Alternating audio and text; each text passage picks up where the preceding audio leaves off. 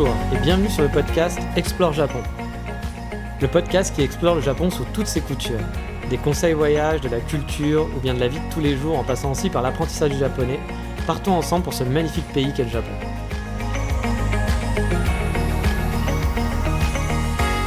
Bonjour à tous, aujourd'hui je vais vous amener sur la côte, le Deauville de Tokyo. Donc ça c'est si on est parisien, ça va vous parler un petit peu plus. Mais on va partir pour Kamakura. Car oui, souvent quand on fait ses plans voyage et qu'on prépare sa roadmap, on se retrouve toujours un peu juste pour pouvoir aller un petit peu partout. Car oui, pour visiter le Japon, il faudra avoir de nombreux mois disponibles tellement qu'il y a de coins qui donnent envie à explorer. Alors les classiques sont bien entendu Tokyo et Kyoto. Mais vient toujours le moment du casse-tête pour savoir combien de temps rester à tel ou tel endroit. Alors aujourd'hui, je ne vais pas vous faire votre planning de vacances, même si je pense traiter ce sujet dans une prochaine émission. Non. Aujourd'hui, je vais essayer de vous convaincre de prendre un jour de votre temps sur Tokyo pour aller à Kamakura.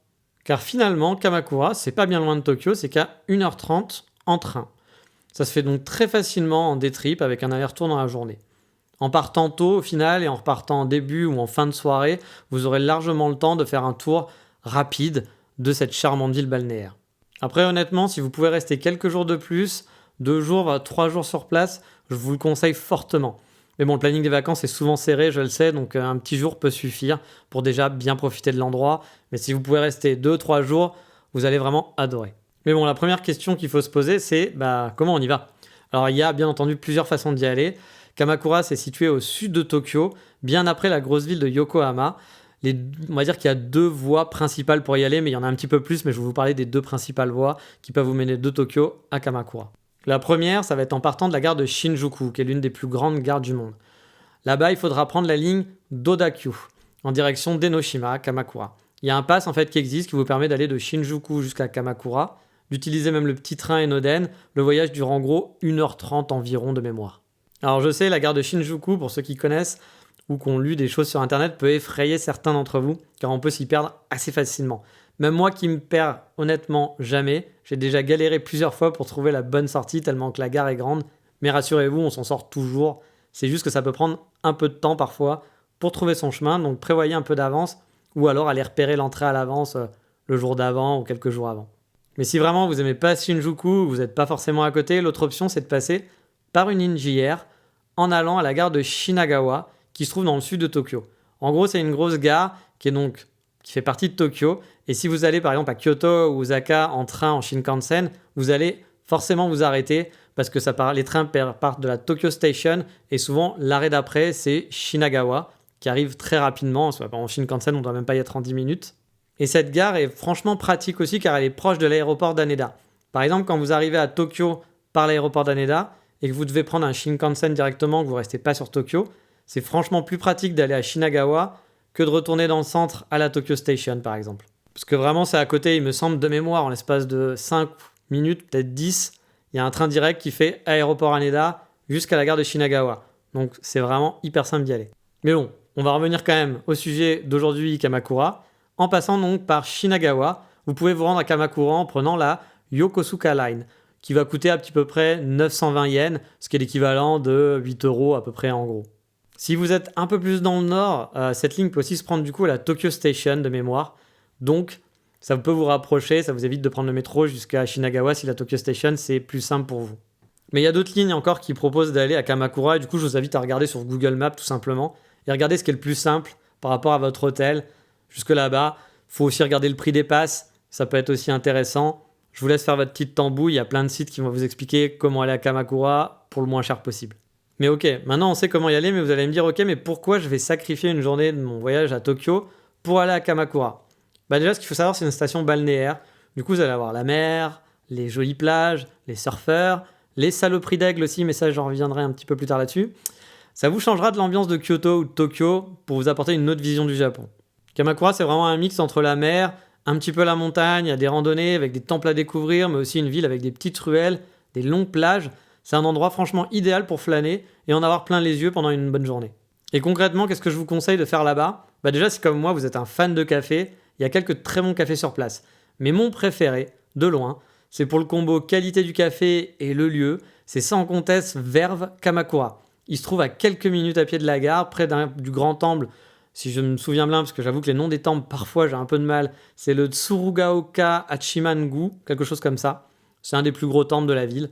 Franchement, le lieu est super chouette, je parle du café, hein, qui est très grand avec beaucoup d'espace, il y a une terrasse, le café est très très bon, il y a des super cheesecakes de mémoire, la team elle était vraiment cool, j'y suis allé 5-6 fois dans ce café à Kamakura, et franchement les filles qui étaient là-bas avaient toujours la pêche et le sourire, elles étaient super accueillantes, c'était devenu pas des potes, mais voilà, on a pu échanger assez facilement, et j'avais vraiment adoré l'ambiance.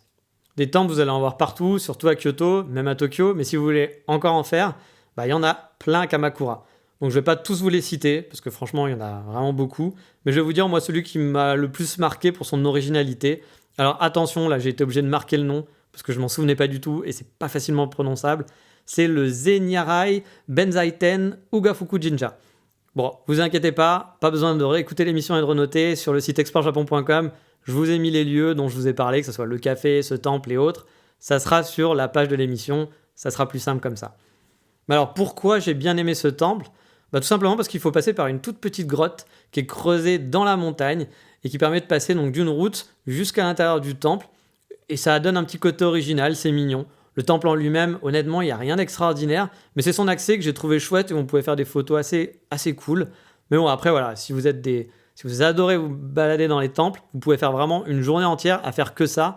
Mais ce qui serait dommage, parce que du coup, vous allez pas aller à la plage, vous n'allez pas profiter aussi de vous balader dans les rues, et ni d'aller à Enoshima, mais on va en parler un petit peu plus tard de ça. Parce que clairement, en une journée, on ne peut pas tout faire sur Kamakura. Si vous voulez faire vraiment toutes les attractions touristiques et chouettes de Kamakura en une journée, je pense pas que ce soit possible, ou alors il faut y aller en courant. Et je vous ai pas parlé de la plus grande attraction de Kamakura, mais en fait c'est parce que j'aime pas beaucoup. Alors je fais partie des rares touristes, je pense, qui n'aiment pas cette attraction, mais c'est le Grand Bouddha. Voilà, il y a le Grand Bouddha, je pense que quand on pense à Kamakura, on pense aux plages et au Grand Bouddha. Et moi, le Grand Bouddha, je dois avouer que ça m'a pas... j'ai pas trop aimé parce que j'ai trouvé que c'était très attrape-touriste. Alors c'est peut-être pas le cas, mais moi c'est le sentiment que j'ai eu. Quand je suis arrivé la première fois en fait à côté du Grand Bouddha, je suis pas arrivé par derrière, par pas l'accès principal, et j'ai fait quasiment tout le tour de l'enceinte. Et au départ, je savais pas que c'était ça. Il y avait des barbelés tout autour avec des murs super hauts pour pas qu'on puisse voir en fait, car à mon avis ils veulent pas qu'on voit le Bouddha sans payer. Voilà, j'en ai déduit que c'était ça. Et quand on passe vraiment derrière, on a l'impression que c'est une prison. Moi, je pensais que c'était vraiment une prison. Je me fais tiens, il y a une prison en plein milieu de Kamakura, c'est un peu bizarre, parce que le quartier est un peu résidentiel. Et ça faisait pas très envie du coup. Et quand je suis arrivé devant, je me suis dit, ah merde, en fait, c'est le Grand Bouddha. J'ai vu que c'était payant. Alors souvent, il y a des temples qui sont gratuits, d'autres qui sont payants. Ça me dérange pas habituellement de payer, surtout que souvent, c'est pas très très cher. Alors après, ça peut devenir cher si vous accumulez tous les jours, mais souvent, la petite visite d'un temple, ça va vous coûter 500 yens, 400 yens, c'est pas grand chose. Alors le Bouddha, je me souviens plus. Mais honnêtement, après avoir fait le tour, j'avais pas envie. Je trouvais vraiment que c'était un attrape-touriste. Et je sais pas, ça m'a un peu dégoûté. Mais bon, c'est vraiment quelque chose de très personnel. Je sais que tous les touristes vont voir le Grand Bouddha. Et souvent, les gens sont contents. Donc, je vais pas vous dire de faire l'impasse dessus. Mais on peut faire l'impasse et passer une super journée à Kamakura. Moi, je suis allé, je sais pas, j'ai dû passer 4 ou 5 jours à Kamakura lors de tous mes voyages. J'ai jamais fait le Grand Bouddha. Et pourtant, Kamakura, ça reste dans mes coins préférés. Alors, j'ai pas précisé pour ceux qui le sauraient pas, parce que c'est vrai que j'en parle un peu comme si tout le monde était au courant, mais le Grand Bouddha, c'est une grande statue de Bouddha, une des plus grandes statues de Bouddha du Japon, et d'Asie peut-être même. Donc ça, a priori, c'est assez impressionnant, mais comme je vous le dis, je vais pas trop vous en parler parce que j'y suis jamais allé finalement. Je l'ai vu de loin, tout simplement. Et puis vous l'avez peut-être compris, à force d'écouter les podcasts, moi j'aime pas trop les coins qui sont trop touristiques. Alors je dis pas qu'il faut pas y aller, hein. Moi aussi je suis allé dans plein d'endroits touristiques, mais c'est pas les endroits où on va être tous serrés, on va être collés les uns contre les autres, où il va y avoir des tonnes de perches à selfie, de gens qui vont prendre des selfies devant des monuments. C'est pas trop ma cam, je peux comprendre qu'on aime et tout, etc. Puis c'est forcément des endroits qui sont jolis, mais quand il y a trop de monde, moi souvent j'apprécie moins le lieu. Donc moi ce que j'apprécie vraiment à Kamakura, c'est juste un truc simple, mais c'est de se balader dans les petites ruelles de la ville. C'est vraiment super chouette, il y a un charme fou, et un des coins que je préfère, je pense, c'est d'arriver à suivre la ligne de chemin de fer qui traverse toute la ville et qui va en direction d'Enoshima. Enoshima, je vous en parlais tout à l'heure. Mais suivre cette ligne de chemin de fer, y a plein de petits endroits qui sont super mignons. Parfois, il n'y a personne, et puis on doit traverser cette ligne de chemin de fer. Cette ligne de chemin de fer suit la route, parfois elle traverse la route. Ça donne une ambiance vraiment cool. Alors si vous aimez pas marcher, et surtout si vous êtes là une journée, je vous conseille pas forcément de tout faire à pied, parce que du coup, ça vous fait perdre du temps. Moi, je l'ai fait, mais j'avais bien aimé, mais c'est pas un conseil que je donnerais. Mais si vous voulez vraiment profiter de ce train, vous pouvez aussi juste prendre la ligne. Ça coûte pas très cher, et je crois que c'est même compris dans le pass dont je vous ai parlé au tout début. Et du coup, ça relie Kamakura à Enoshima, et vous allez passer un bon moment. Vous allez pouvoir voir aussi la rive parce que donc, ça traverse la ville, mais le train suit tout le rivage. Donc vous avez une vue magnifique sur la mer, sur la plage, sur la presqu'île d'Enoshima. Et franchement, que ça soit de le faire à pied ou en train, je le conseille fortement. Ce que vous pouvez faire aussi, parce qu'il y a plusieurs arrêts, c'est faire une partie à pied et après prendre le train, tout simplement. Moi, j'adore vraiment me balader dans les ruelles de Kamakura, c'est vraiment un de mes kiffs. Je vous mettrai aussi quelques photos, comme ça vous allez pouvoir voir pourquoi j'aime ces petites ruelles sur le site Explore Japon. Ah, vraiment, j'adore ça. Et donc, que vous y alliez à pied ou vous preniez le train, normalement, quand on va à Kamakura, on va aussi à la presqu'île d'Enoshima. Alors, j'ai aucune mémoire de combien de temps il faut pour y aller à pied ou pour y aller en train. En train, c'est très rapide en tout cas. Ça va vraiment très vite, je pense qu'en 10 minutes, un quart d'heure, peut-être 20 minutes, je sais pas, vous allez vous rendre à Enoshima. Alors, Enoshima, c'est quoi? C'est une presqu'île qui est vraiment mignonne à visiter.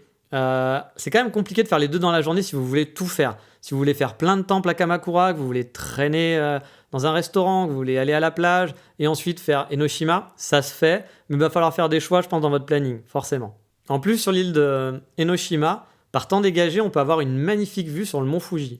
Moi, j'ai fait une très jolie photo, je l'aime beaucoup, lors d'un coucher de soleil qui donnait sur le mont Fuji, et je regrette pas d'avoir attendu 1h30 sur place, que le soleil se couche. Je savais pas en fait que sur place on pouvait voir le mont Fuji, et en faisant le tour de l'île, on se balade dans des toutes petites ruelles qui montent, qui descendent, enfin c'est pas une île, c'est une presqu'île, et qui vont galoper tout le long de la presqu'île. Il y a des très jolies vues, et à un moment donné j'ai vu le mont Fuji, je me suis dit waouh, en fait on le voit vraiment bien, et je m'étais dit il va faire nuit dans à peu près 1 heure et demie, je me dis ça serait cool d'avoir un coucher de soleil, donc j'ai attendu, je suis resté avec mon trépied, j'étais pas le seul, il y avait quelques personnes qui attendaient avec moi. Et c'était chouette, j'ai fait des très très belles photos et j'ai vraiment passé un très bon moment sur place. Sur cette presqu'île aussi, il n'y a pas que les vues, vous allez aussi trouver des temples, forcément il y a des temples partout au Japon, des petites ruelles escarpées, ça a vraiment, comme je vous disais, un charme fou. Et suivant le pass de train que vous pouvez prendre, ou alors suivant si vous n'avez pas pris de pass mais que vous payez à l'unité vos trajets, vous pouvez repartir en fait directement d'Enoshima, sans retourner à Kamakura. Il y a un genre de train métro suspendu aérien, c'est assez drôle parce qu'on a l'impression d'être dans le futur, mais dans le futur des années 80 en fait. On navigue au-dessus des maisons, entre les arbres et les montagnes. C'est assez spécial parce que c'est un train suspendu. Donc il est suspendu par le haut, comme un genre de téléphérique, mais c'est un train. C'est assez rigolo à prendre, au final. Pour le gosse que je suis, j'ai beau avoir 38 ans, j'ai toujours l'âme d'un enfant. Je trouvais ça marrant d'être dans un train suspendu et d'être au niveau des immeubles. Encore je vous le dis, on a l'impression d'être dans le futur des années 80, quoi. C'était assez rigolo. Et donc en prenant cette petite ligne, vous pouvez arriver jusqu'au terminus d'Ofuna. Et d'Ofuna, vous avez, en fait, c'est une grande gare qui peut vous ramener directement sur Tokyo. Donc avec un train qui sera direct après ensuite. Donc franchement, c'est assez cool. Moi, je l'ai fait la dernière fois. Je suis arrivé à Kamakura via Ofuna, justement. Je suis passé par Kamakura. Je suis sorti à Kamakura. J'ai fait ma petite balade à Kamakura. J'ai pris le petit train qui allait jusqu'à Enoshima. Et d'Enoshima, j'ai repris ce genre de train du futur, comme je vous le disais, pour aller jusqu'à Ofuna. Et Ofuna, je suis rentré sur Tokyo. Du coup, ça fait une petite boucle. C'est assez cool de faire ce passage-là. Et vous pouvez le faire aussi dans l'autre sens si vous voulez. Après, il y a plein de choses à faire honnêtement dans Kamakura. Dans le centre-ville, vous avez par exemple 2 rues principales de chaque côté de la gare. Il y en a une qui va être plus traditionnelle, avec beaucoup de boutiques pour touristes, et l'autre qui va faire plus grande rue de la ville, avec beaucoup de magasins, de cafés, des chocolatiers, ce genre de choses, avec une allée centrale entre les 2 routes aussi, piétonne, qui va directement à la plage. Donc c'est assez chouette. Et si vous avez la chance de rester le soir, la ville va être beaucoup plus calme. La plupart des gens vont venir, les touristes vont venir pour passer la journée et vont rentrer le soir sur Tokyo. Du coup, si vous êtes dormez sur place, vous allez vraiment pouvoir en profiter. Il va y avoir beaucoup moins de monde. Alors bien sûr, ça sera la nuit, mais vous allez pouvoir vous balader le long de la côte. Il n'y aura pas grand monde sur la plage. C'est toujours agréable de marcher le long de la plage la nuit. Les petites ruelles, il peut y avoir plein de petites ruelles sombres, comme au Japon, on en trouve souvent. Et c'est super agréable. Il y a une ambiance qui est assez magique. Moi, j'ai beaucoup aimé. J'ai passé 2 nuits là-bas et j'ai beaucoup aimé passer des soirées sur Kamakura. C'était très très calme et très agréable, très apaisant. Alors j'ai pas de super plan resto souvent dans les villes parce que c'est pas forcément le truc. J'aime pas en voyage faire plein de restos. Je préfère au final faire des cafés. C'est mon truc. Donc mais là-bas j'avais quand même testé un restaurant qui s'appelait la Cucina des Gen. Alors comme vous vous doutez, vu le nom, vous n'allez pas manger des sushis sur place. C'était une cuisine assez italienne avec une ambiance assez italienne. Mais le chef était japonais et c'était assez cool parce que c'était un petit peu en ambiance izakaya, c'est-à-dire que vous aviez un grand comptoir et vous aviez accès directement à la cuisine du chef. Donc vous voyez le chef faire à manger devant vous. Du coup, c'était assez cool. J'avais bien mangé de mémoire et c'est dans le centre, pas dans le centre-ville de Kamakura, mais pas très loin. Donc je vous mettrai pareil le lien. Mais bon, encore une fois, si vous voulez un peu manger dépaysé, manger des sushis ou des plats un peu japonais, c'est sûr que voilà, là ça sera pas le cas. Mais bon, quand on est en voyage, on n'a pas tout le temps non plus aussi envie de manger que japonais, 100% japonais. Moi, en habitant au Japon, je ne mangeais pas que japonais. Donc du coup, si vous avez envie de changement, je vous conseille ce restaurant parce qu'il était plutôt chouette. Donc honnêtement, si vous avez le temps de faire au moins une journée à Kamakura, n'hésitez pas. C'est proche de Tokyo et ça vous changera en fait. Si vous faites des vacances Tokyo-Kyoto uniquement, d'avoir Kamakura, ça vous donnera un accès à la mer. Alors Tokyo aussi, vous avez accès à la mer, mais c'est quand même une grande ville. Là, ça sera plus calme. Vous aurez une petite ville, c'est une toute petite ville avec beaucoup de petites maisons. Alors c'est un petit peu bourgeois quand même, Kamakura. Je pense pas que ça soit des gens pauvres qui habitent à Kamakura, il doit y en avoir, mais on sent qu'il y a quand même un petit peu d'argent, c'est pour ça que je compare avec Deauville. Mais voilà, c'est agréable de se balader à Kamakura. Moi, c'est vraiment un des endroits où j'aime bien aller quand je vais en vacances. Mais on en a fini pour Kamakura et on va passer au coup de cœur du moment. Mais en fait, non, ça va pas être un coup de cœur, ça va être une haine du moment, une vraie haine. Ah!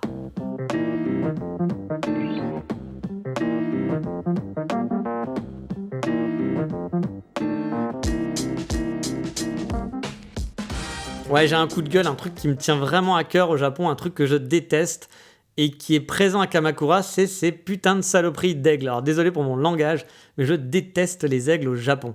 Parce que si vous voulez manger tranquille, vous faire un pique-nique, il faut surtout s'assurer d'être dans un endroit sans aigles. Et c'est pas seulement à Kamakura. À Kyoto, par exemple, il y a une zone dans la Kamogawa, qui est donc la grande rivière qui traverse Kyoto, où vous pouvez pas manger tranquillement. Car dès que vous allez commencer à vous poser et manger, vous pouvez être sûr que vous allez avoir des aigles qui vont vous foncer dessus pour vous chipper votre repas directement dans vos mains avec leurs super griffes acérées. Et en plus, ils vous laissent vraiment aucun répit. Par exemple, j'ai le souvenir d'avoir vu un couple assis tranquillement le long de la Kamogawa à Kyoto. Ils étaient en train de faire leur petit pique-nique en amoureux et d'un coup, j'ai vu un aigle foncer sur la jeune fille, lui piquer ses noodles et ce qui m'a encore plus impressionné, c'est que la jeune fille a juste fait un petit « oh » comme ça. Moi, franchement, ça me serait arrivé, vous m'auriez entendu hurler à mort, j'aurais eu la peur de ma vie, alors qu'elle a juste fait un petit « oh ». Non, c'était pas possible. Mais le truc, en plus, c'est que juste après, une fois qu'ils lui ont piqué ses noodles, ses potes commençaient à tourner au-dessus de moi et de mon pote, et voilà, je pense qu'on n'était pas loin. On a commencé à les voir se rapprocher, à tourner autour de nous, et j'ai dit à mon pote, il faut qu'on parte parce qu'ils vont faire la même chose pour nous. Au départ, il était là, mais non, et non. Et quand il a vu qu'il y en a un qui a commencé à plonger sur nous, il a commencé à avoir la peur de sa vie. Et du coup, on s'est vite relevé et on a commencé à aller un petit peu plus loin. Mais il faut savoir que l'aigle est fourbasse, il ne vous lâche pas. Ils ont continué à nous suivre. Pourtant, on avait marché des centaines de mètres. Et on se dit, là, c'est bon, on commence à se poser et on revoit des aigles tourner autour de nous. Impossible de se poser 2 minutes pour juste manger un petit sandwich. Et à Kamakura, c'est pareil, il est pas rare de voir des gens se faire agresser par des aigles et se faire piquer sauvagement leurs affaires. Donc faites attention tout de même quand vous allez à Kamakura. Bon, c'est pas non plus la zone avec des aigles tueurs, mais il faut quand même faire un petit peu attention. Là aussi, j'ai une anecdote par rapport à Kamakura. Un jour, c'était la canicule, j'en pouvais vraiment plus. J'étais dans les montagnes de Kamakura, dans une zone résidentielle, j'avais beaucoup marché, j'étais en transpi de ouf, et j'avais rien à manger, juste un sac léger avec mon appareil photo dedans. J'avais vraiment envie de faire une pause parce que j'en pouvais plus. Je me suis donc assis dans un petit parc, j'étais loin de la mer, je me suis dit bon c'est cool, je suis tranquille, je peux me poser. J'ai eu à peine le temps de m'asseoir que 2 aigles ont commencé à tourner au-dessus de moi. Et d'un coup j'ai vu une ombre se rapprocher tout en vitesse, j'ai eu le réflexe de prendre mon sac rapidement et de me lever, et j'ai vu l'aigle louper mon sac. Sinon, là, j'étais à 2 doigts de perdre mon réflexe, mon appareil photo qui coûte dans les 1000 balles. Je pense que l'aigle serait barré avec, il l'aurait soit pété, lâché quelque part, enfin en tout cas c'était mort. Il n'y avait même pas de bouffe là, il a juste voulu piquer mon sac en pensant que peut-être il y aurait de la bouffe dedans. Donc pour ça, les aigles, je déteste ça. Donc franchement, dans certaines zones, si vous souhaitez faire un pique-nique ou vous posez, regardez quand même de temps en temps au-dessus de vous, si vous voyez pas un oiseau un peu grand en train de faire des tours au-dessus de vous. S'il commence à faire des tours, vous pouvez être sûr qu'il faut vous barrer parce qu'il va vous saouler. Alors vous dites, moi il est un peu psychopathe avec ses aigles, mais honnêtement, moi j'ai déjà un ami qui est allé à l'hôpital parce que l'aigle c'est agile, mais parfois ça se loupe, forcément. Il peut pas prévoir vos mouvements, vous non plus, vous pouvez pas prévoir les siens. Et du coup, il s'est fait, avec les serres, il s'est fait vachement mal à la main. Bon, rien de très grave non plus, mais il a quand même dû aller à l'hôpital. Donc il faut quand même faire attention. À Kamakura, il y a quand même des panneaux qui indiquent faites attention aux aigles. Donc comme quoi, je pense qu'il y a des accidents de temps en temps. Alors, ne partez pas en panique, vous dites pas oh là là, je peux pas aller à Kamakura, c'est horrible. C'est très rare, il faut juste savoir qu'il faut faire attention quand vous allez manger, quand vous sortez votre sandwich. Regardez quand même qu'il n'y ait pas un aigle qui traîne dans le ciel, on sait jamais. Mais bon, j'arrête avec les aigles, je vais remettre ma camisole de force. Je vous dis à bientôt pour le prochain épisode où on parlera pas d'aigle, promis cette fois-ci, mais d'un petit quartier dans une banlieue de Tokyo que j'aime beaucoup. où vous pourrez passer vraiment une belle journée. Mais ça sera dans le prochain épisode. Je vous dis à bientôt. Ciao, Mata!